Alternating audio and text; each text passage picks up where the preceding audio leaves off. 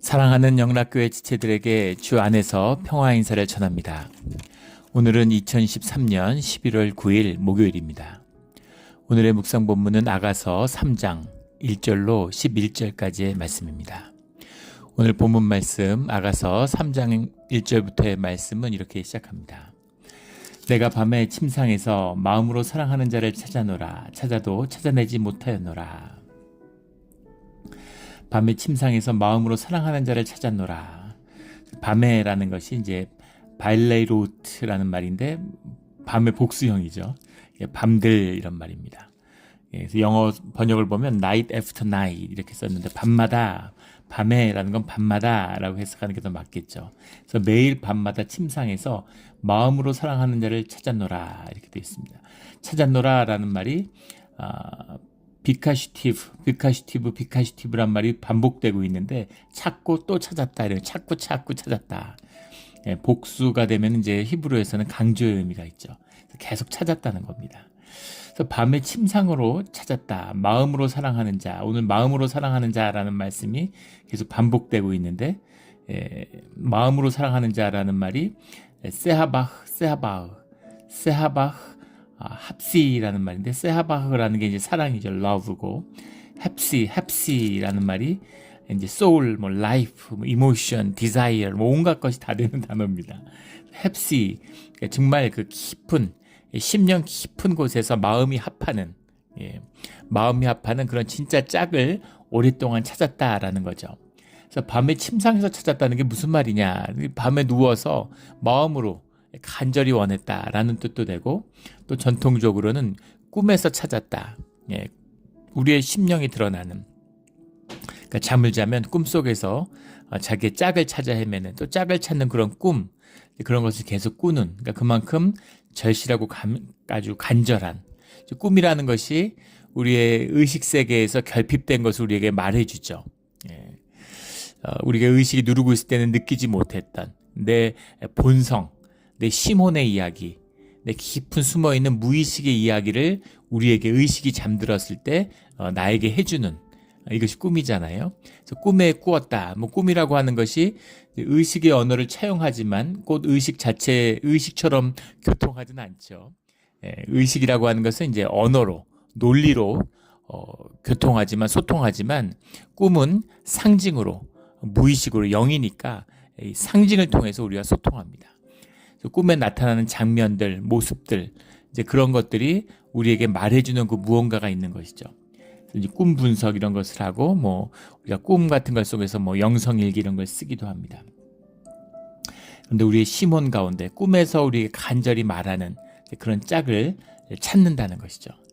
그래서 그 짝을 오랜 시간 동안 밤마다 찾고 또 찾았다. 밤에서, 꿈에서, 또 밤에 그런 간절함으로, 또는 밤을 새워서 잠을 못 자고 간절히 원하는 그런 사랑을 원했다라는 그 말입니다. 2절에 이에 내가 일어나서 성 안을 돌아다니며 마음을 사랑하는 자를 거리에서나 큰 길에서 찾으리라고 찾으나 만나지 못하였느니라. 내가 일어나서 성 안을 돌아다니다가 마음에 사랑하는 자, 정말 사랑하는 그 짝을 찾아보려고 큰 길에서 나가서 돌아다니면서 찾았다는 것이죠. 거리에서. 그러나 만나지 못했다. 그러니까 단순히 마음으로 좀 나에게 맞는 짝을 구했으면 좋겠는데, 내가 정말 좋은 사람을 만났으면 좋겠는데 라는 그 마음을 넘어서는 실제 나가서 적극적으로 찾아다녔다는, 그런 사람을 만나고 싶어서, 그런 사람을 찾기 위해서.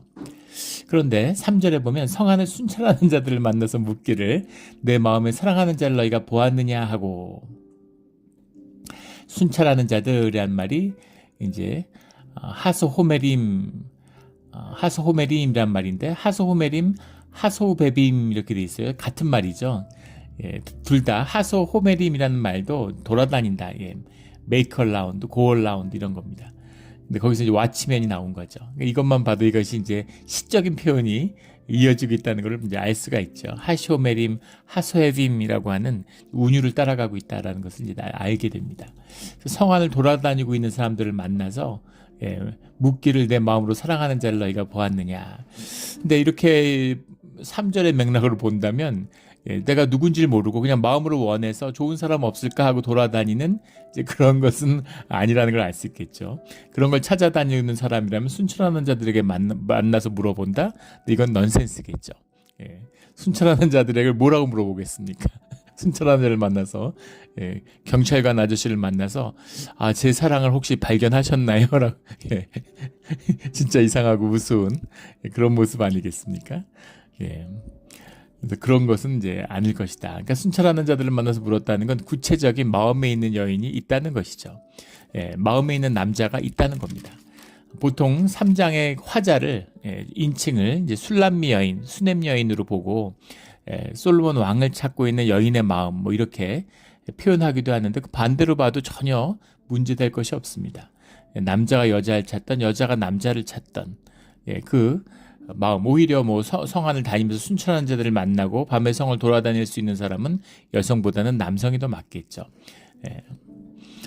그런 의미에서는 또 뭐 이것이 이제 솔로몬의 고백으로 봐도 또 이상할 것은 없습니다. 근데 통상적으로는 전통적으로는 이제 여성 술람미 여인의 고백으로 뭐 그렇게 많이 해석을 하죠. 그러나 우리가 1장을 강의할 때 처음 나눴던 것처럼 인칭에 너무 얽매일 필요가 없습니다. 사랑의 노래죠. 남녀가 같이 부르는 사랑의 노래다 이렇게 받아들일 수 있겠습니다. 4절에 그들을 지나치자마자 마음에 사랑하는 자를 만나서 그를 붙잡고 내 어머니의 집으로 나를 잉태하는 이의 방으로 가기까지 놓지 아니하였노라. 이 3절 4절의 말씀 때문에 4절까지의 이 이야기가 모두 꿈속의 이야기다. 꿈에서 만나는, 꿈에서 경험하는, 심령으로 경험하는 그런 시몬의 이야기다. 뭐 이렇게 해석하기도 합니다. 왜냐하면 4절의 얘기가 파격적이기 때문이죠. 그들을 지나치자마자, 순찰하는 왓치맨을 지나자마자 마음에 사랑하는 자들, 그 시몬에 딱 들여맞는 사람을 찾았다는 거죠.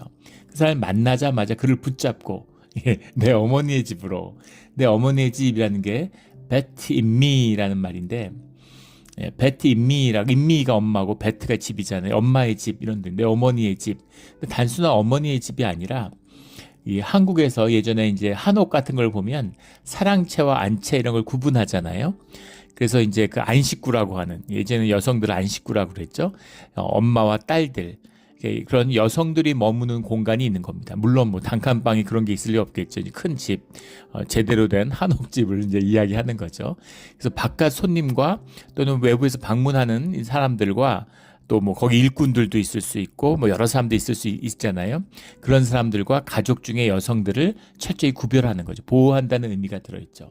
그래서 안채에는 누구도 들어가지 못하는 겁니다. 그런데 그 사랑하는 사람을 만나자마자 어머니의 집으로 데려갔다라는 거죠. 자기의 가장 깊은 곳으로, 들어갈 수 없는 곳으로, 가장 내밀한 곳으로, 그런 곳으로 데려갔다라는 겁니다. 나를 잉태한 이의 방으로 가기까지 놓지 않는, 꼭 붙들고 절대로 놓지 않았다는 거죠. 나를 잉태한 이의 방, 나를 잉태한 이의 방. 헤데르, 호라티 이렇게 되어 있는데, 헤데르라는 게 이제 방이죠. 헤데르라는 게 방이고, 호라티라는 게 이제 become pregnant, 임신하다 이런 말입니다. 임신한 방, 임신한 방이니까 이제 엄마 아빠가 자는 내실. 손님을 청하고 누가 집에 와서 잔치를 내도 안방에 들어가진 않죠. 손님이 안방에 왜 들어가겠습니까? 하물며 예전에 그것도 안채에 있는 엄마가 있는 방, 그 방 가장 내실 중에 내실이죠. 그런 곳에 이제 들어갔다. 가장 깊숙한 곳, 허락하지 않는 곳, 누구도 들어갈 수 없는 곳에 들어갔다라는 겁니다. 그렇게 완전히 전인격적인, 전면적인 그런 하나됨을 말하는 거죠. 그렇게 될 때까지 절대 놓지 않았다.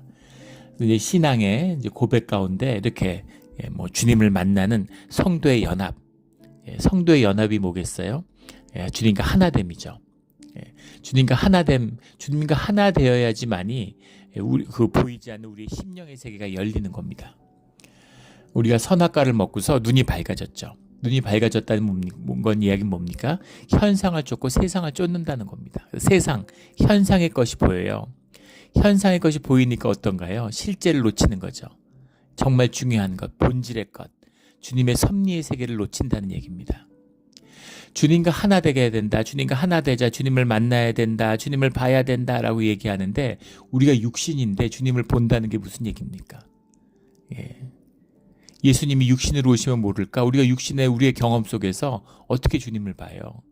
주님을 만난다고 그러는데 주님을 어떻게 만납니까? 무슨 얘기예요? 우리의 심령으로 주님을 만난다는 얘기죠. 우리의 영으로 주님을 경험한다는 얘기입니다. 그럼 우리로 주님을 경험하는데 주님을 경험한다는 얘기는 또 뭘까요? 주님을 경험한다는 것은 결국 우리의 경험 세계입니다. 우리의 경험 세계 안에서 보이지 않는 영이신 주님을 육인 우리가, 육신에 담겨있는 우리가, 육의 감각을 통해서 경험하는 우리가 주님을 경험한다는 게 무슨 이야기입니까?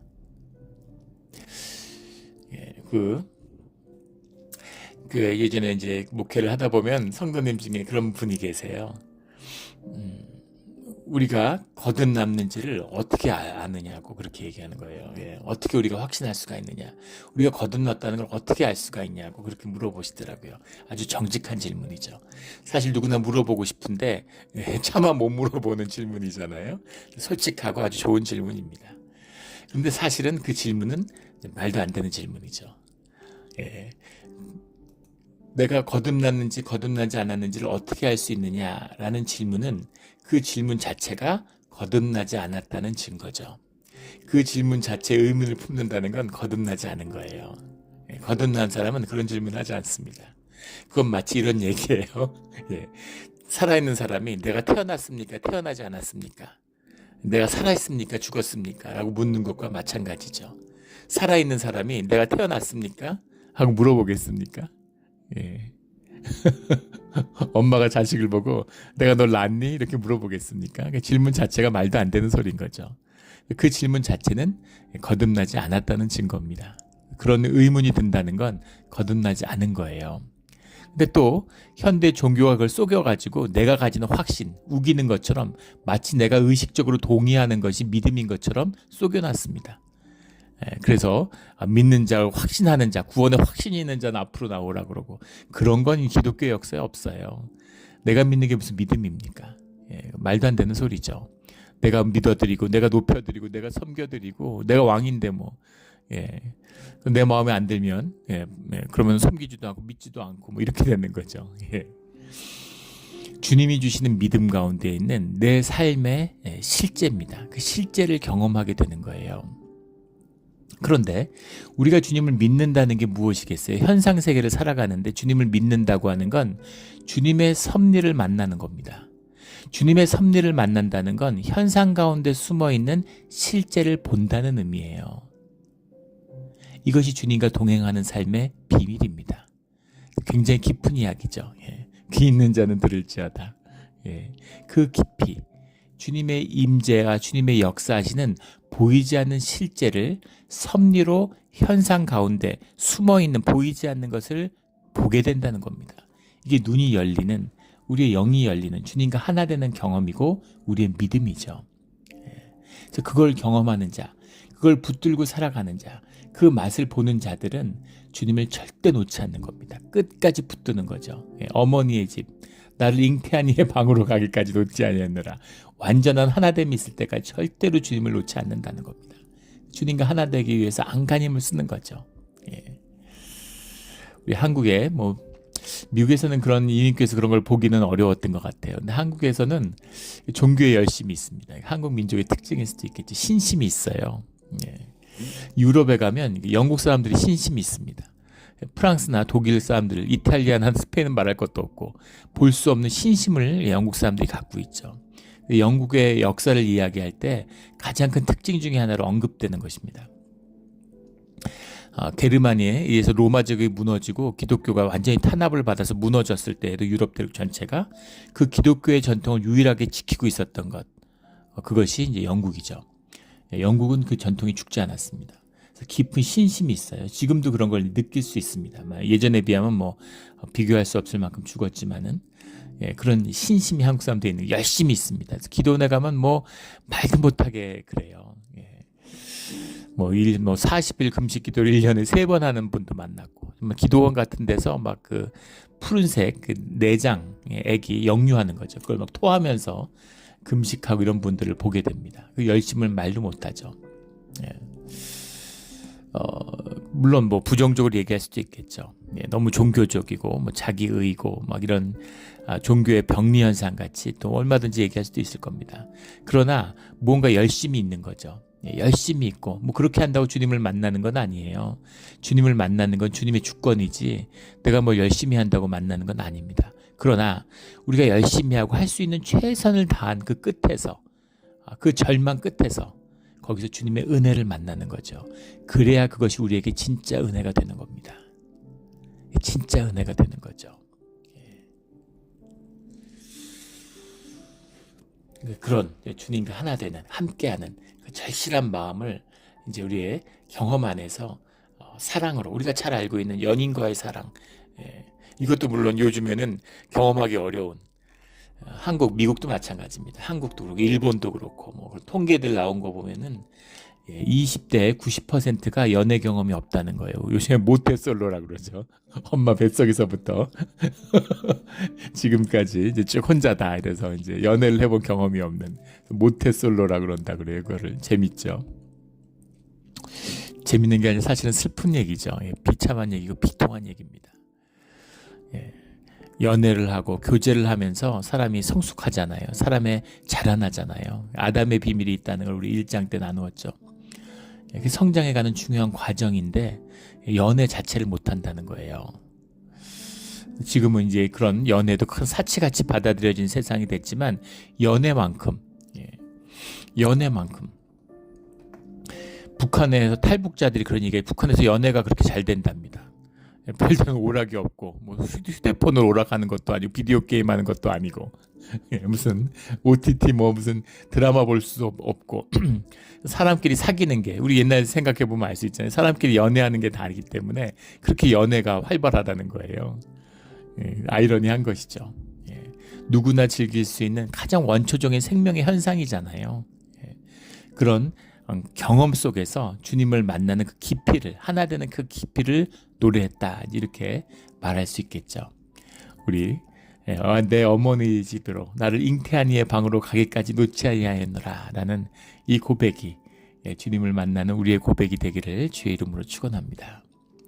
5절에 예루살렘의 딸들아 내가 노루와 들사슴을 두고 너에게 부탁한다. 사랑하는 자가 원하기 전에는 흔들질 말고 깨우지 말지니라.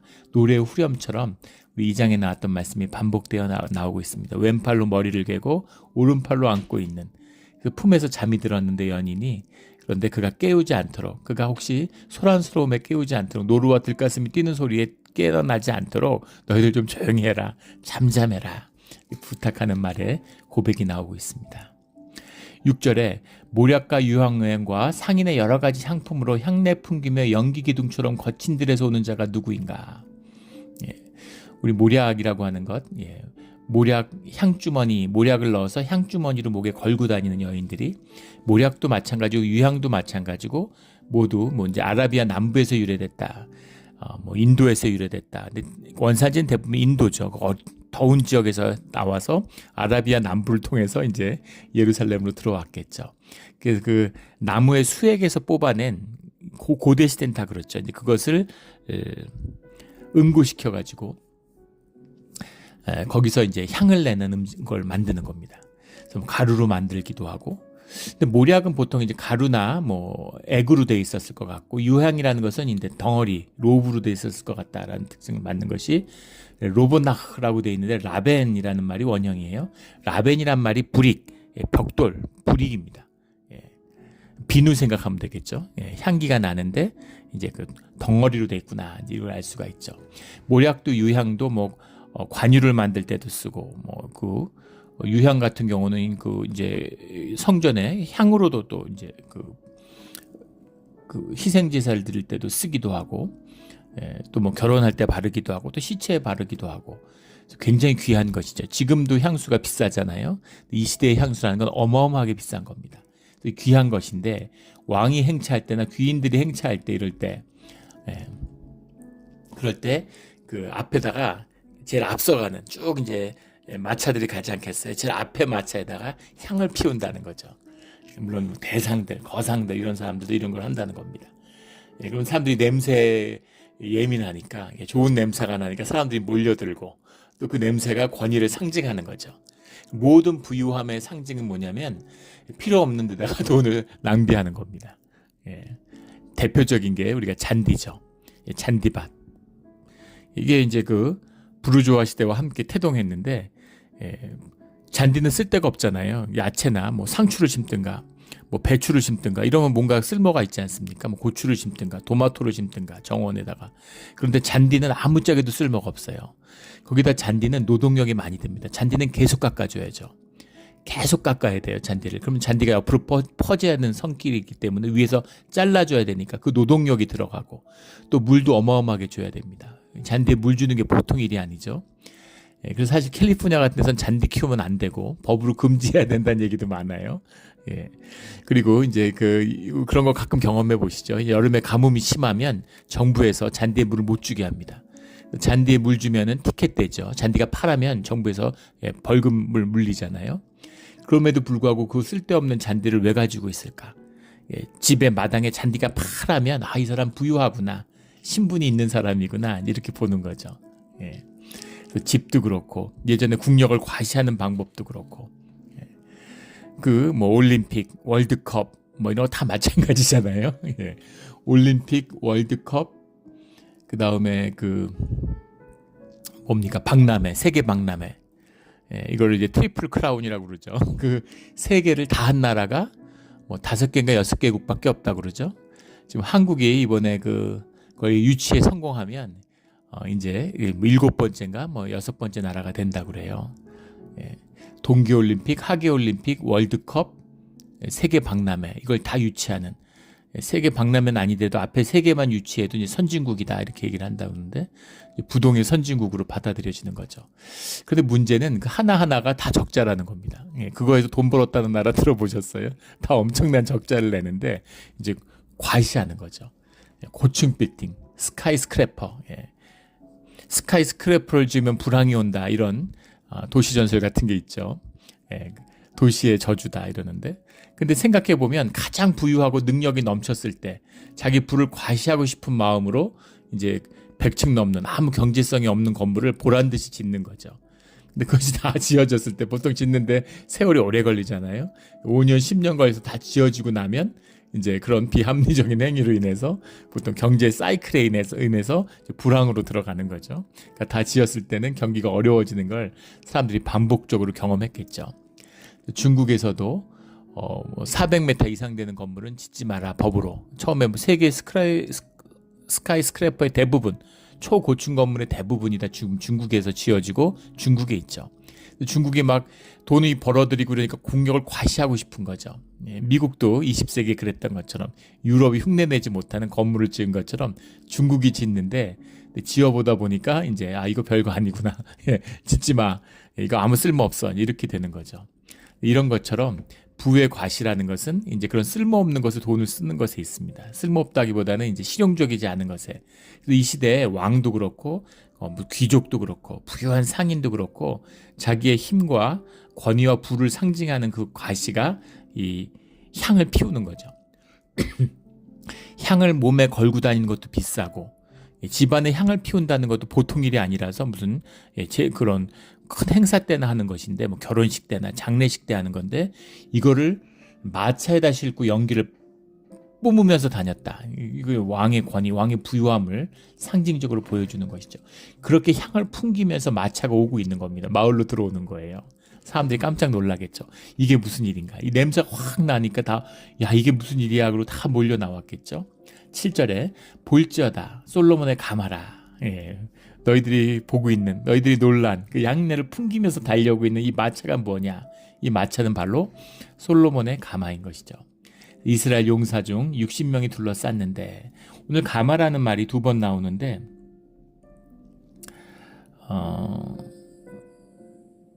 그 9절에 나오는 솔로몬 왕이 레바논 나무로 자기의 가마를 만들었는데 라는 것과, 또 여기 지금 오늘 7절에 나오는 솔로몬의 가마라라고 하는 가마가 다른 단어입니다.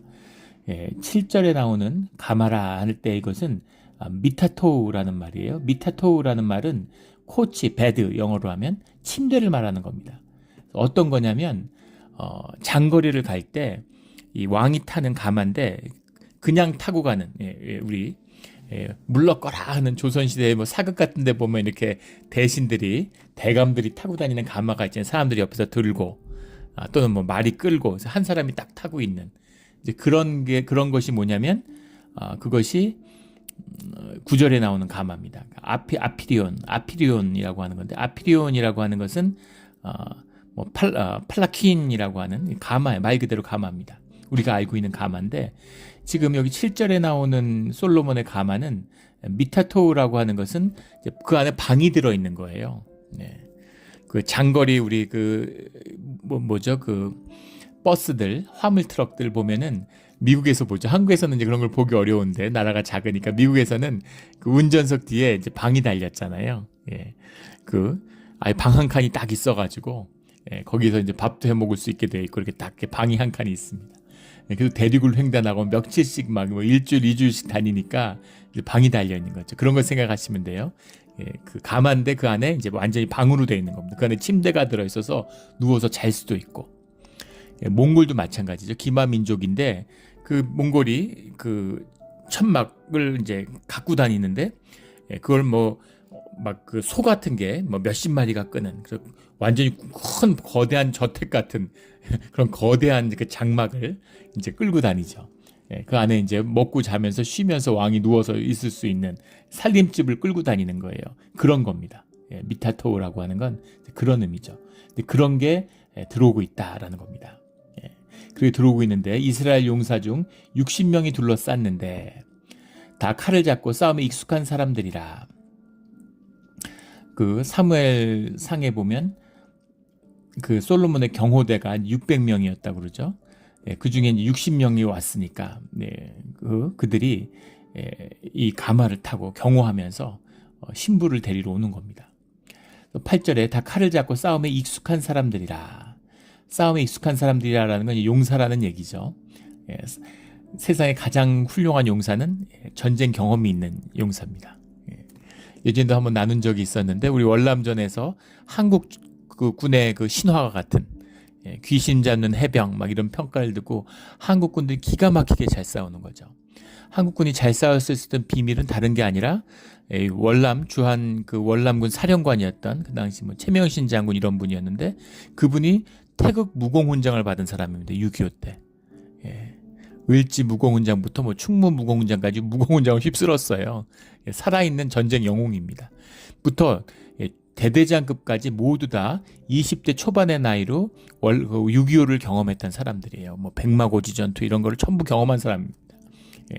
그런 분들이기 때문에 백전 정말 불굴의 용사들인 거죠.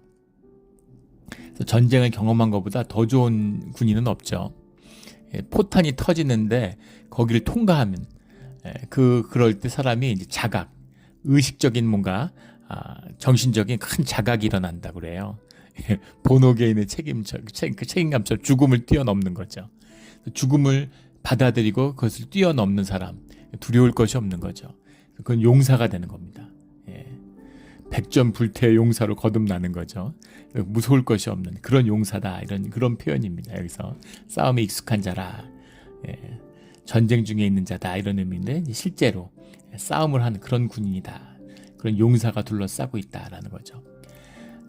8절에 다 칼을 잡고 싸움에 익숙한 사람들이라 밤의 두려움으로 말미암아 자기 허리에 칼을 찾느니라. 밤의 두려움으로 말미암아라는 말이 미프파드라는 말인데 파드라는 말이 이제 뭐 fear 공포도 되지만 이걸 영어 성경에 보면 뭐 dread, terrors, against terrors 이렇게 써서 미프라고 하는 게 against죠. 밤의 두려움으로 무서워서 했다는 말이 아니죠. 우리말로 읽으면 밤의 두려움으로라고 했는데 밤이 두려워서라는 말이 아니라 밤에 이동하죠. 이 시대에는 캘리포니아 생각하면 되잖아요. 낮에 햇볕이 너무 강렬한 겁니다. 에어컨이 있는 것도 아니고. 그래서 이동은 밤에 하는 거예요. 해가 지면 이제 이동을 시작하는 거죠. 근데 밤에 이동하면 문제는 뭐냐면 그 당시 사람이 많은 것도 아니고 야생동물이 많기 때문에 코요테, 자칼이죠. 코요테, 뭐 들개 같은 뭐 이 늑대들 이런 것이 따라오는 겁니다. 그래서 밤에 이동하는 항상 그런 두려움과 위험이 있는 거죠. 또 도적들이 숨어 있을 수도 있고 그리고 물이 있는 길로 다녀요. 사막이니까 아무 길로 갈 수 있을 것 같지만 물길로 다녀야 되는 거죠. 중간에 오아시스가 없으면 큰일 나기 때문에. 그래서 길은 정해져 있는 겁니다. 그래서 길이 정해져 있으면 도둑이나 강도들이 매복하고 있겠죠. 그래서 밤에 이동한다는 것이 이동할 수밖에 없지만 위험한 거죠. 신부를 데려오는데 최고의 용사들로 이렇게 보내고 있는 겁니다. 밤에 맞서는 그런 어떤 위협에 맞서는 그런 것을 준비하는 싸움에 유력한 용사들, 이런 사람들이 가고 있는 거죠. 왕을 경비하는 그런 경호원들, 경호실의 사람들이 이제 같이 나가고 있다, 이런 얘기입니다. 각기 허리에 칼을 찾느니라. 허리에 칼을 찾다는 게 무슨 말일까? 허리라는 것이 이제 예레코우라는 말인데, 허리가 아니고 정확히 얘기하면 넓적다리입니다. 넓적다리에 칼을 찾다는 게 무슨 말? 넓적다리에 칼을 어떻게 찹니까? 허리에 차든가 어깨에 차든가 이런 거죠. 나중에 로마 시대에 가도 마찬가지지만 장검을 만드는 게 어렵습니다. 이 철강으로 만드는 게 지금 반도체 만드는 것보다 더 어려웠을 거예요. 철강 산업이 아직 꽃을 피우기 전입니다. 재련하는 기술도 떨어지고 그 불순물을 이렇게 끌어내지 못하기 때문에 날을 입혀가지고 칼을 만든다는 게 어려운 거예요. 로마 시대의 군인들을 봐도 단도를 쓰죠. 아니면 망치를 쓰든가, 이 게르만족 이런 걸 보면, 아니면 이제 나무를 길게 해가지고 싸움에 효과적으로 도끼를 쓰든가, 도끼와 망치가 이제 중세까지도 굉장히 유력한 그런 거죠. 그런데 칼을 찼다는 것 자체가 고관이라는 상징입니다. 지휘관이 차는 거죠. 단순한 전쟁을 위한 것도 있을 수 있지만 그 지휘관이고 존귀한 높은 그 신분의 사람이라고 하는 것을 상징하는 거죠. 일본도 그 마찬가지죠. 일본의 중세를 보면 그 대도라는 칼을 찬다는 것이 단순하게 그 무슨 경호용으로 뭐 이렇게 차고 다니는 게 아니라 신분의 상징이에요. 사무라이만 칼을 들고 다니는 거죠. 사무라이가 아닌데 칼을 차고 다니면 죽습니다. 그 중세 칼사냥이라는 게 있죠. 만약에 농민들이 모여 사는 마을에서 칼이 발견됐다. 칼이 발견됐다는 건 둘 중에 하나인 거죠. 반란을 준비하고 있었거나 아니면 전쟁 중에 피신하고 있는 무사들, 사무라이들을, 그걸 이제 사무라이 사냥이라고 그러는데, 그 농민들이 얼마나 이제 핍박받고 억울함이 많겠어요. 그래서 전쟁 중에 패해서 도망가는 사무라이들을 쫓아가서 사냥하는 거죠. 갑옷도 사냥하고 칼도 사냥해서 이제 파는 겁니다. 그러니까 그 사무라이들이 그걸 얼마나 미워하겠어요. 그래서 그런 사무라이 사냥을 했다고 보는 것이죠. 그래서 농촌에서 칼이 나오면 그 농촌에 있는 사람을 다 죽이는 겁니다. 그래서 아무나 칼을 못 갖고 있어요. 일본은 좀 극단적인 예지만 칼을 가지고 있다는 것은 그 사람의 신분을 상징하는 거죠. 그런데 허리에 칼을 찼다라는 것은 넓적다리에 칼을 찼다라는 예레코라는 건 무슨 의미냐면 허리에 칼을 찼는데 그 칼이 길어서 허리까지 내려가, 넓적다리까지 칼이 내려가 있다는 얘기입니다. 한마디로 얘기하면 긴 칼을 찼다. 긴 칼 옆에 차고 깊은 시름하는 차에 하는 그 난중일기의 그 시처럼 긴 칼을 찼다는 거죠. 긴 칼을 찼다는 건 굉장히 신분이 높은 사람들이라는 뜻입니다. 단순한 무슨 경호원, 싸움꾼, 무사가 아니라 높은 고위 장교들이라는 얘기죠. 고위 지휘관들이라는 얘기예요. 대통령 경호실장이 한국에서도 그렇죠. 장관급이에요. 그리고 독재국가일수록 경호실장이 셉니다. 하물며 왕정국가에서 왕의 경호실이면 더 말할 게 뭐가 있겠어요. 한국의 경호실장이 군대에서 수도방위사령관이 군단급을 지휘하는 지휘관입니다. 그런데 수도방위사령관이 대통령 경호실장의 지휘를 받아요. 그 직위가 국방장관하고 같다고 하지만 사실은 더 높죠. 대통령을 경호하기 때문에 그 지위가 높은 겁니다. 그런 것처럼 왕의 경호하는 사람들이 옆에서 칼 차고 쫓아다닌다고 해서 일반 병사가 아니죠. 굉장한 고위 장교들이죠. 금나라, 청나라의 누르하치, 몽골도 마찬가지입니다.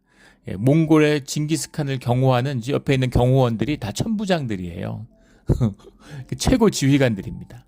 물론 싸움을 잘하고 젊은 사람들이지만은 실제 그 신분은 군대를 지휘하는 높은 지휘관들, 그런 사람들하고 동급이라는 거죠. 하지만 실제로는 영향력은 더 컸겠죠.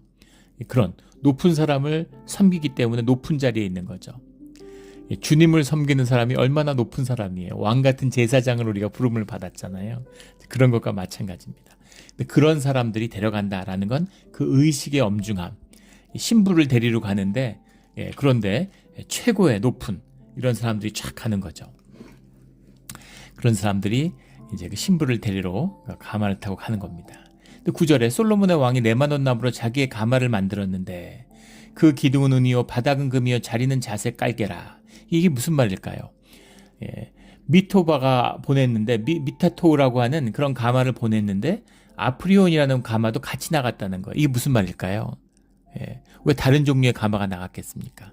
신부를 데려가기 위해서 아주 멋들어진 이런 미타토우라고 하는 큰 신부가 안에서 편히 누워있을 수 있는 그런 신부를 데려올 수 있는 가마가 보냈는데 보통은 이제 가마가 가서 신부를 신랑집으로 모셔오는 거죠. 태우고 오는 겁니다. 가마가 가는데 지금 아피리온이 같이 나왔다는 건 무슨 말이에요? 왕이 데리러 갔다는 얘기입니다. 예. 보통 이렇게까지는 하지 않죠. 신부를 왕실에 데려와서 거기서 뭐 결혼식을 그냥 혼인식을 하는 거지 왕이 신부를 데려가려고 왕은 한양에 있는데 신부가 함경도에 있어요. 그런데 함경도의 병사들을 보면서 예우를 갖춰서 가마에 태워서 모시고 오는 거지 왕이 신부를 데리러 함경도까지 가겠습니까?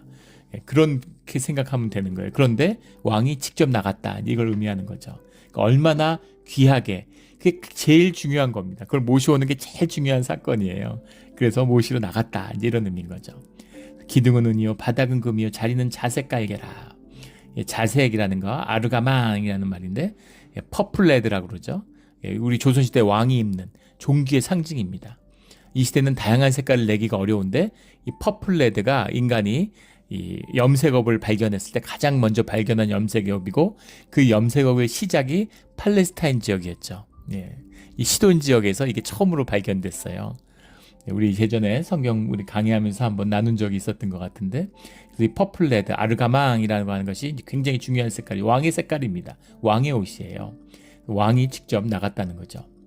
그 안에는 예루살렘 딸들의 사랑이 엮여져 있구나. 이게 무슨 말일까 도대체? 라추프 아하바흐라는 말인데 아하바흐는 앞에 나오는 사랑이라는 거고 사랑으로 라추프라고 하는 것이 이제 뭐 페이브드 뭐 feed out 뭐 이런 건데 사랑을 채웠다도 되고 뭐 사랑으로 엮었다 이렇게 될 수 있는 사랑이 엮어져 있구나. 그래서 이거를 뭐 여러 가지 이제 주석이 달리고 있습니다.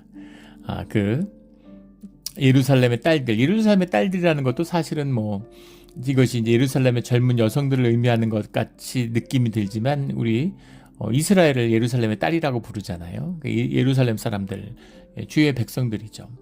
근데 그들이 사랑을 채웠다, 사랑을 가마 안에 채웠다라는 게 무슨 말일까? 그 여성들이 아름답게 꾸몄다, 그걸 정성으로 꾸몄다, 여러 가지 주석들이 많아요. 그 안에 사랑을 나눴다, 여러 가지 해석들이 많은데, 아무튼